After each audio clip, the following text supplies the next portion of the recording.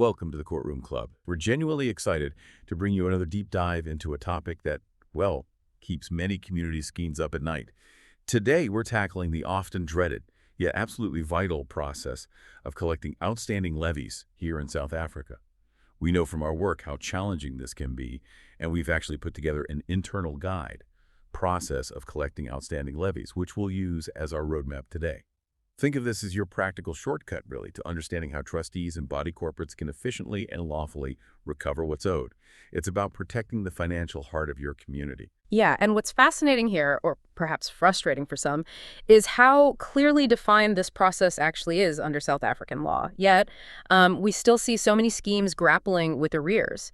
So our mission today is to, pull back the curtain a bit, offer clarity on every option available, starting with those initial gentle reminders right through to formal court enforcement or even CSOS adjudication.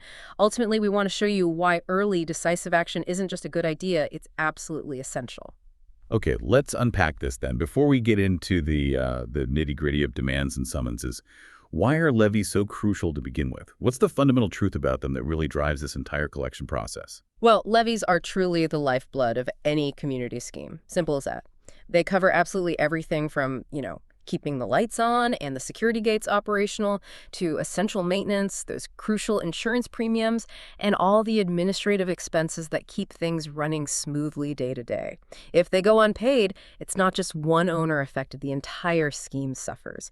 And a really crucial insight to hold on to right from the start, something we always emphasize, is that South African law allows for all reasonable legal costs incurred during this collection process to be recovered from the defaulting owner. That's huge. It is. This isn't just some minor procedural detail. It's a powerful incentive and protection, frankly, for schemes to act promptly and decisively. It ensures compliant owners aren't penalized. Right, so it protects the people who are paying on time. Exactly. So for you, our listener, maybe you're a trustee or a managing agent, where does this whole journey begin? Before we even talk about collection, levies need to be properly established, right? How does a scheme ensure that foundation is solid? Absolutely. You've hit the nail on the head. The process fundamentally kicks off with legally establishing the levy amounts first, and then ensuring transparent, timely billing. After each annual general meeting, the AGM, the trustees must pass a resolution. This resolution approves both the administrative and the reserve fund budgets. Okay, that's mandatory. It's not optional, no. It's a non-negotiable under Section 3(1) A and B of the STSMA, that's the sectional title Schemes Management Act.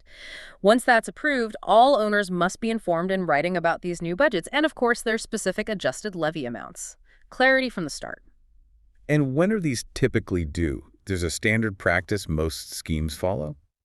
Just to manage expectations. Yes. Generally, levies are billed monthly in advance, and usually they're expected to be paid by the first of each month.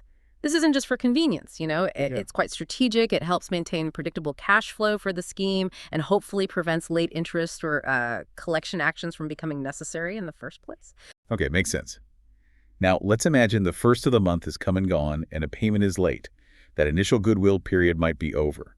What's that critical next action a scheme needs to take? Because this feels like where the early warning system really kicks in. That's right. And this stage is actually more important than many people realize. When payments are late, collection efforts should ideally begin as early as possible. Don't wait. Our guide and general best practice recommends that if a levy isn't paid by the 7th of the month, interest should automatically be applied. And importantly, it gets backdated to the original due date, the 1st. Okay, so it's not just from the 7th onwards. No, it's backdated. And schemes also have the discretion to introduce debt collection charges at this point. Now, some might delay this, maybe trying to preserve initial goodwill, but honestly, an immediate, consistent application often signals seriousness and can prevent things escalating further. So that consistency, that clear communication is absolutely key here, even at this relatively early stage. Precisely. Clear, documented reminders are not just, being polite. They're crucial from a process perspective. They serve as a firm but still professional nudge for payment. And, frankly, they often significantly reduce the need for more drastic legal escalation down the line. Think of it as setting the boundaries early and making sure the owner is fully aware of their outstanding balance and any charges that are accumulating. It's about being firm, but not necessarily adversarial yet. Right. Okay. But what happens if those initial reminders, those sort of nudges, they just don't work? It sounds like this is the point where a scheme might need to formalize things a bit more and bring in legal expertise like ours. That's exactly right. If those early direct reminders fail to get payment or even just a response, the next crucial step is for attorneys. And yes, this is where a firm like Jonker Vorster typically comes in to issue a formal letter of demand. This letter isn't just another reminder, it's a legal document. It grants the defaulting owner a specific final period, usually 10 to 14 days, to make full payment before the initiation of more severe legal action. So is this just a courtesy then, kind of a final warning shot, or is it an actual legal requirement before you can proceed further? It's absolutely essential. It really serves a dual purpose. Yes, it acts as a final courtesy, offering the owner one last formal chance to sort things out. But critically, it's also a vital legal prerequisite before launching any court proceedings.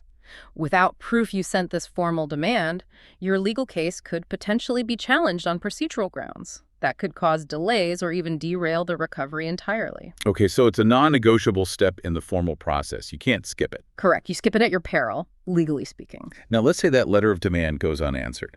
The specified 10, 14 days tick by, still no payment, maybe no contact at all. What's the next stage? This sounds like where the legal process really starts to bite. Yes, this is where things escalate formally. If there's no payment or satisfactory response within the timeframes set out in the letter of demand, the scheme then proceeds with court action.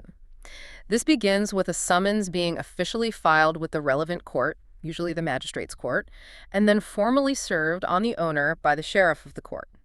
This marks the official start of litigation. And what if the owner still doesn't respond, even to a formal court summons? Can they just ignore it? Sounds risky. They absolutely ignore it at their peril.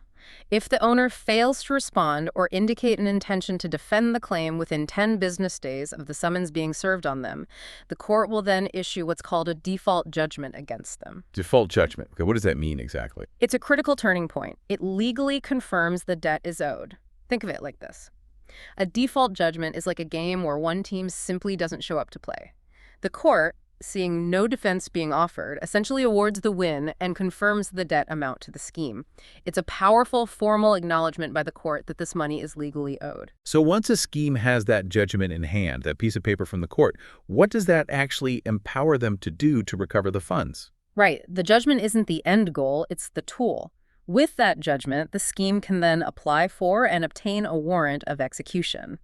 This warrant is what gives the sheriff the legal authority to attach and seize the defaulting owner's movable property. Movable property? Like what? Cars? Furniture? Exactly. It could include things like vehicles, furniture, valuable electronics, artwork, basically, any assets belonging to the owner that aren't fixed property. Now, if the sheriff perhaps struggles to serve the warrant, maybe the owner is avoiding them, or if they find insufficient movable assets to cover the full debt. Yes. What then? Then tracing agents may need to be employed. Their job is to locate the owner or identify other hidden assets they might possess. Okay, but what if there simply are no movable assets of value? Or they're just not enough to cover potentially significant arrears plus costs? Can the scheme then pursue the most significant asset, the sectional title unit itself? Yes. That's often the final and most significant step in the process if those movable assets prove insufficient or simply cannot be found. A special application, known as a Section 66 application, can be made to the High Court. This asks the court for permission to attach the immovable property. Meaning the flat or townhouse itself? Precisely. If granted, this enables the attachment and subsequent sale of the sectional title unit itself at a sheriff's auction. The proceeds are then used to settle the outstanding levies and all associated costs. Look, it's often seen as a last resort measure, and it can be a difficult decision for trustees naturally, but sometimes it's absolutely necessary to recover significant outstanding levies and protect the financial viability of the entire scheme. It ensures the collective financial health of the community is maintained, even in these quite extreme cases. And this whole process, lawyers, court fees, the sheriff, potentially tracing agents, maybe even a high court application,